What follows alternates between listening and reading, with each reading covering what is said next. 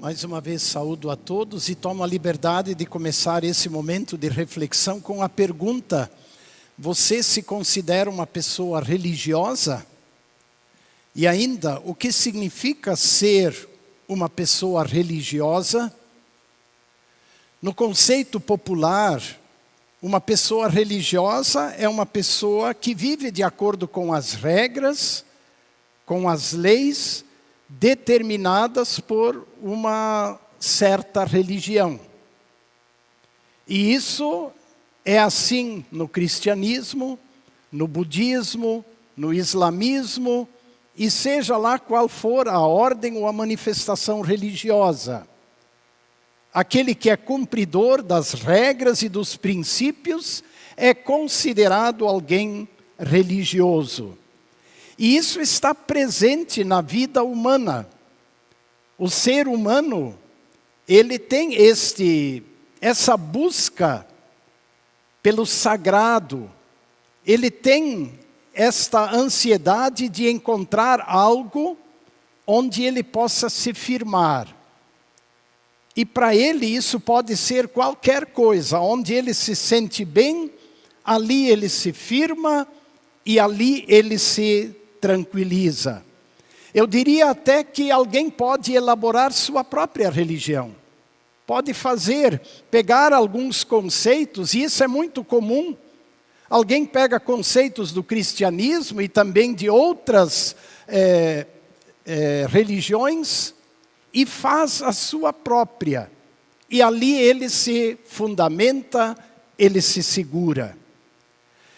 Em 2017, um jornal aqui do Brasil publicou uma pesquisa sobre o surgimento de religiões, de grupos religiosos. E a pesquisa mostrou que, por exemplo, desde 2010, uma nova organização religiosa surgia por hora aqui no Brasil. Ou seja, de 2010 até 2017, que foi o ano da pesquisa, nasceram 25 novas organizações ou grupos religiosos ou espirituais, como colocado na pesquisa, por hora. Isso mostra, de certa forma, que a religiosidade está presente na vida humana. Seria o Brasil um país religioso? Muitos o classificam assim. E aí eu aumento e amplio a pergunta: será que o Brasil é um país cristão?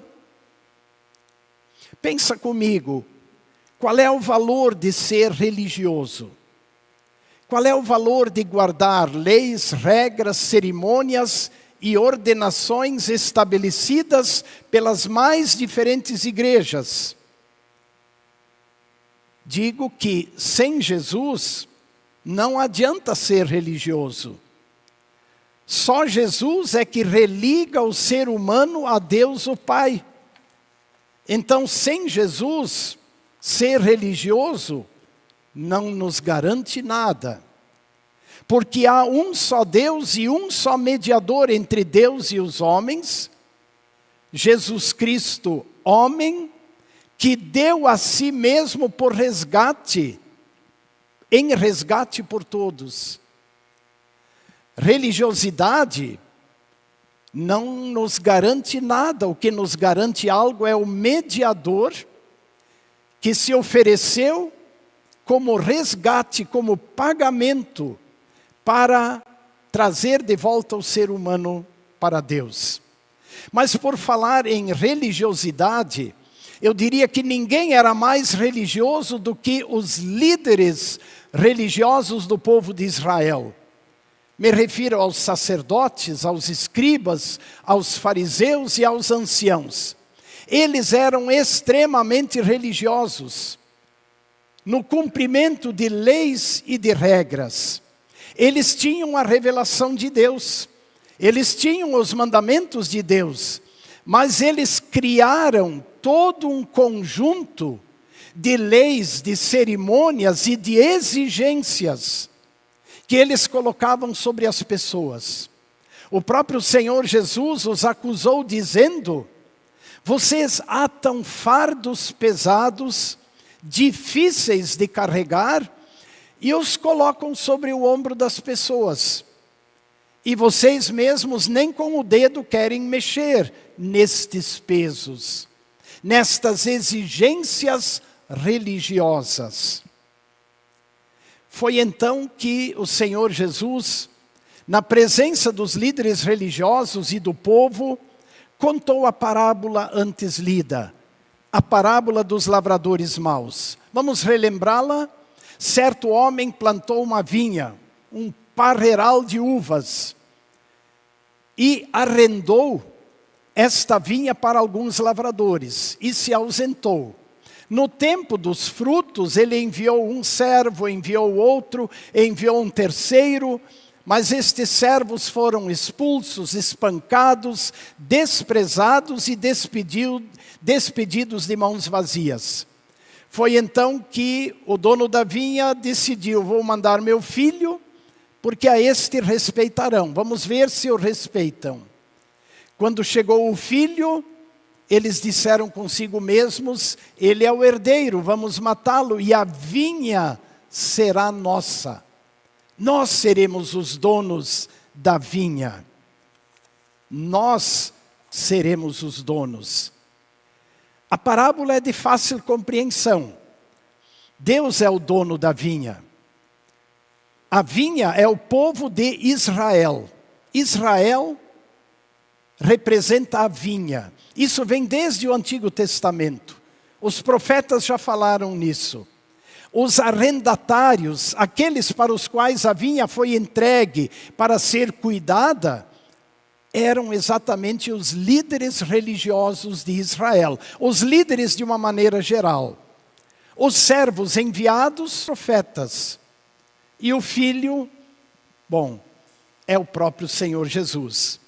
A explicação da parábola: Deus mandou seus profetas para requerer os frutos da fé, os frutos do amor a Deus.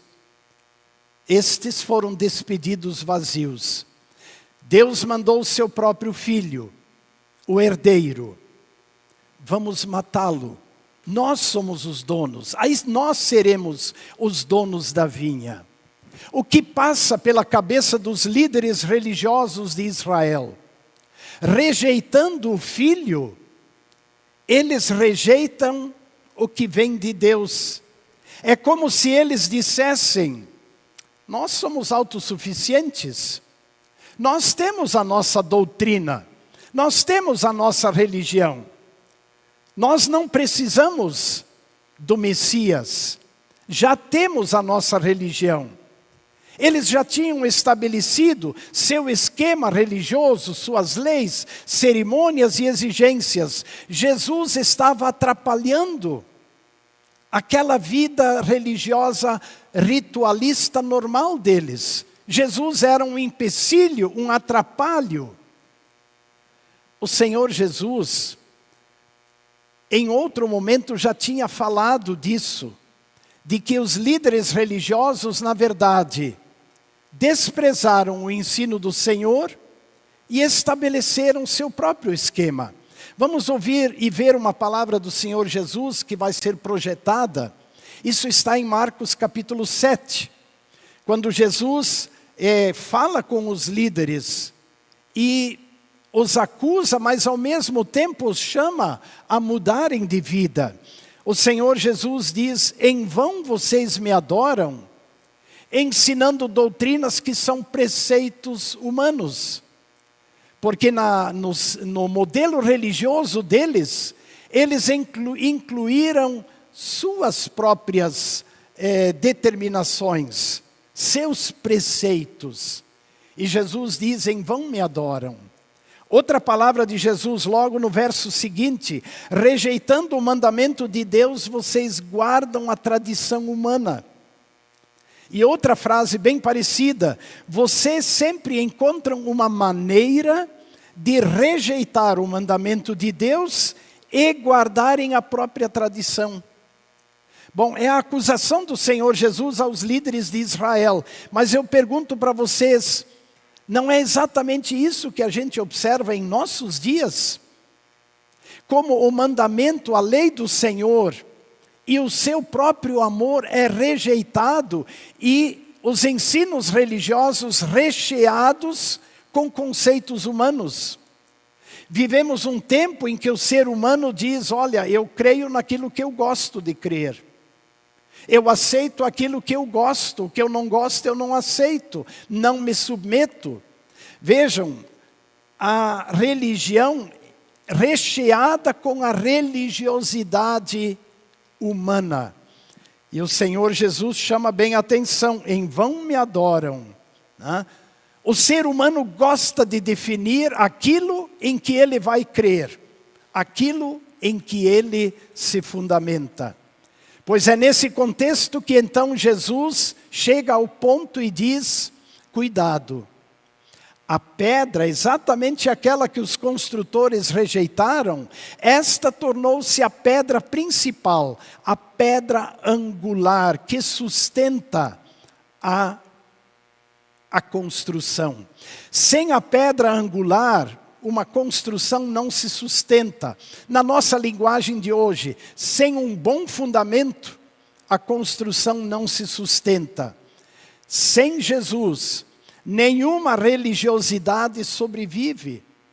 Ela pode até levar coisas boas enquanto ela está em uso, mas na hora H, ela não se sustenta e não sobrevive.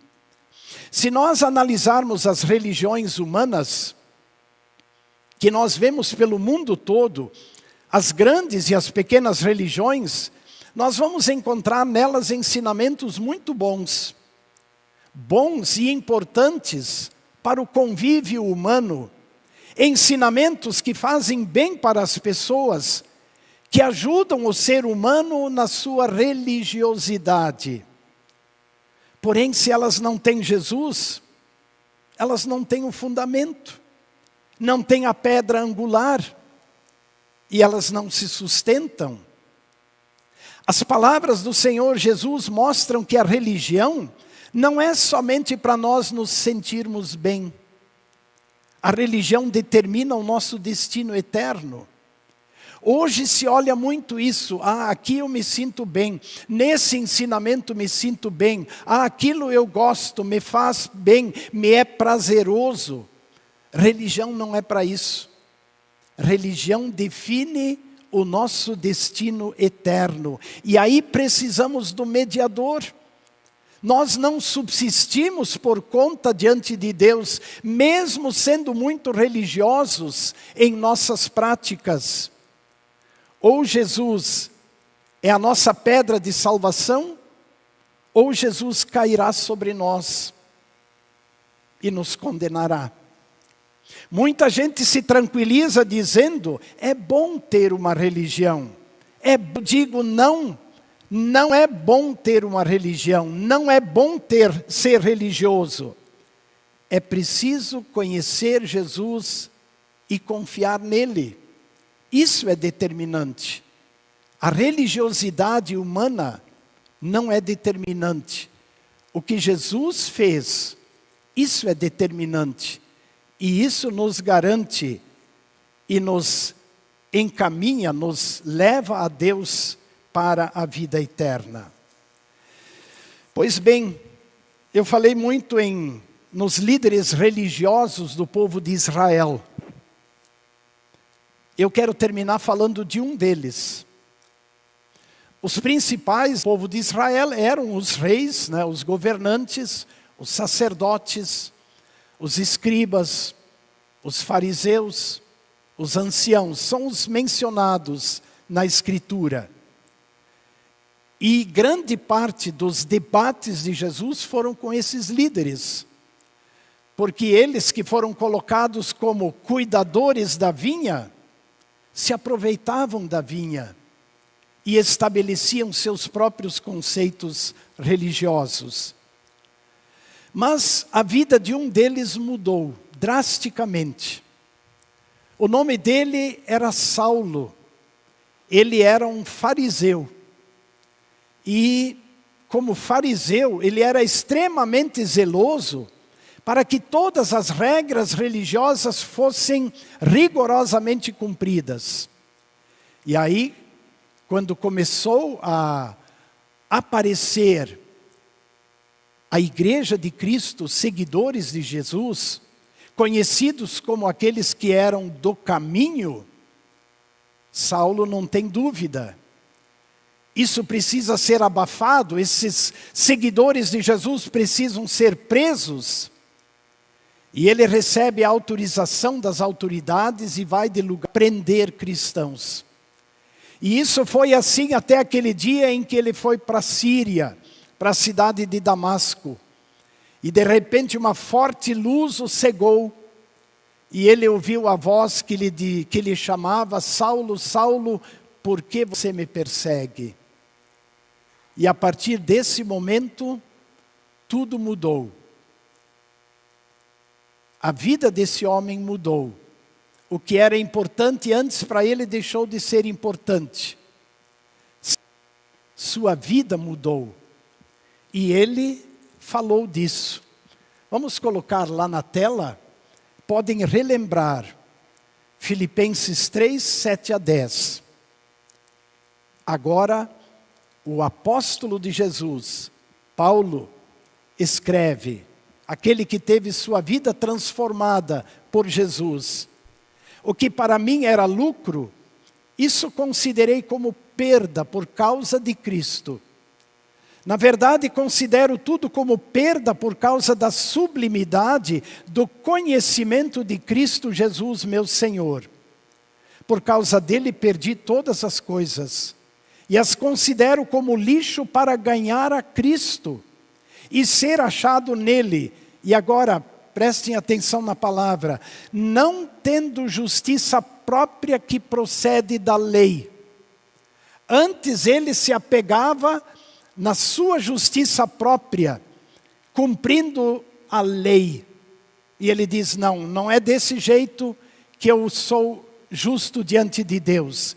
Mas aquela justiça que é mediante a fé em Cristo, a justiça que procede de Deus, baseada na fé. Termino de novo perguntando: você se considera uma pessoa religiosa? Segunda pergunta: você confia em Jesus? Você joga todas as suas fichas em Jesus? Tem plena confiança de que na obra dele, na sua morte e na sua ressurreição, você tem pleno perdão dos pecados da vida eterna? Tempo da quaresma é bem oportuno para nós nos perguntarmos sobre isso e entendermos que o ser humano não subsiste com alguma religiosidade. Não vale isto de que é bom ser religioso. É necessário confiar em Jesus, a pedra, o fundamento seguro.